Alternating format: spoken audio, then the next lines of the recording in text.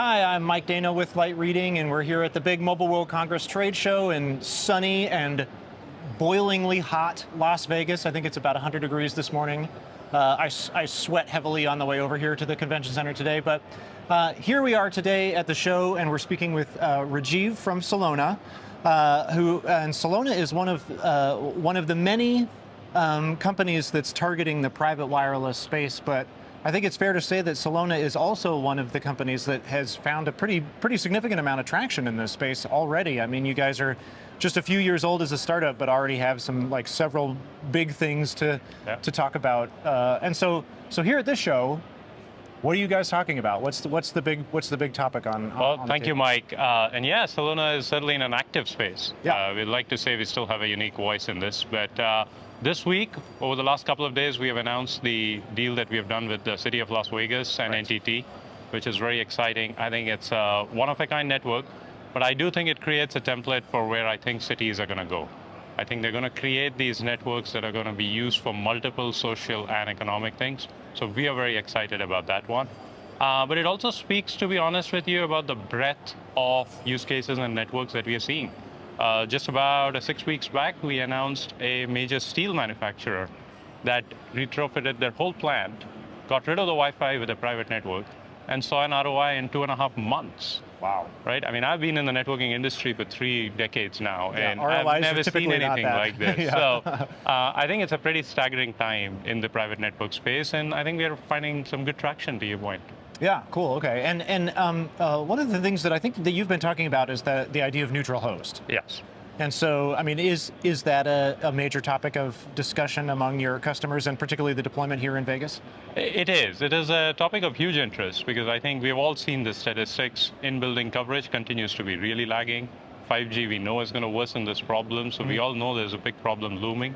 We think that the idea of decentralized, letting enterprises create their own networks, using those networks in a smart way to solve that problem is the right way to go forward. Yeah. Enterprises are hugely interested. I think we need to figure out the business models on how this will all work.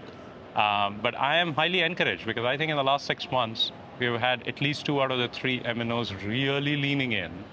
And I think we are on the verge of that problem going away in about 9 to 12 months. Now, I have to be clear, private networks have a great market in the industrial without neutral host. And I think that's where today production networks are being built, real problems are being solved. I think neutral host represents this massive market expansion, which is probably 9 to 12 months away, but it's trending in the right direction. Okay, yeah. We've talked about neutral host for a long time, so we'll come back to this show next year and we'll see what the progress is being made. And you mentioned mobile network operators. And you guys have a huge deal with Verizon. I mean, huge to the point where Verizon has mentioned it. Top Verizon officials have mentioned the deal with Celona several times in public venues. And so, I mean, how is that deal going? And what might be next for the work that you're doing? Yeah, it is an exciting partnership. I think the scale that they bring to the table is incredible. The brand they bring in this market is incredible. And I think the first 6 months of that partnership have gone from somewhat as expected. We have been engaged with their sales force to kind of make them realize that there is a very enterprise way of looking at private networks. It was a toolkit they did not have in their toolbox so far. And given that, I think we are now actually, coincidentally, just this month, the first few customer deals are actually going live. Oh, okay. And from their perspective, this is a shrinking of sales cycles that used to take 5 to 6 quarters to 3 months. And that's a staggering way to look at it. And then when you multiply it by the pipeline we are seeing in their sales team, I think what the next year is going to be very, very fun with them. Okay, good to know. So you're some serious progress. Serious progress over there. And I think their executive support has been unbelievable. Yep. I think they really believe in this market. I think they really believe this is a foot in the door for their whole MEC strategy and everything. So I think it's been a great partnership so far. So, and just broadly though, there's been a ton of talk about private wireless, how big that opportunity is, where it's going, what it might be used for. But I think that there continues to be some skepticism about, how the market is progressing. Yeah. I think there's some analyst firms that have come out and said it's actually not, it's not moving as quickly as we thought it was. We're stepping back our forecasts a little bit. Yeah. So I'm wondering, from your perspective, Are you seeing, would you agree with that?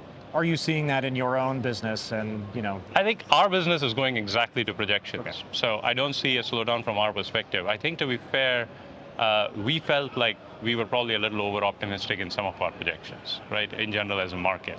And I don't think that a lot of the industry people who are going to the enterprise today have a close intimacy of how an enterprise actually deploys this. What are their refresh cycles? What are the dependencies?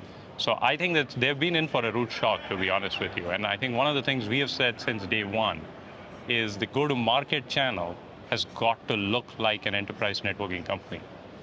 Because that's the one that appreciates the sales cycle, that appreciates the complexity in an enterprise sale. And I think there's almost an over-rotation in the telecom industry to try to dumb things down for the enterprise. Oh. And I think that's coming in the way. I think the enterprises are not a dumbed down customer. They're a very sophisticated customer base that deserves it. So I think there's a little bit of alignment of projections and expectations happening. But I'll tell you, the demand for this is extraordinary. Okay.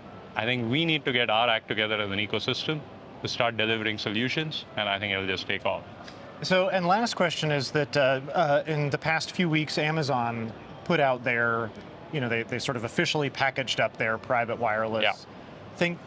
Does that help? Like, is that sort of a reference point for the rest of the industry to be like, okay, here's what they're selling, here's how we're different, and blah blah blah. Like, does that help the sales cycle? Certainly creates awareness that there is something like this. I think in the broad enterprise market, private 5G is still a relatively new term. Yeah. So having Amazon put their name behind it increases awareness without any doubt.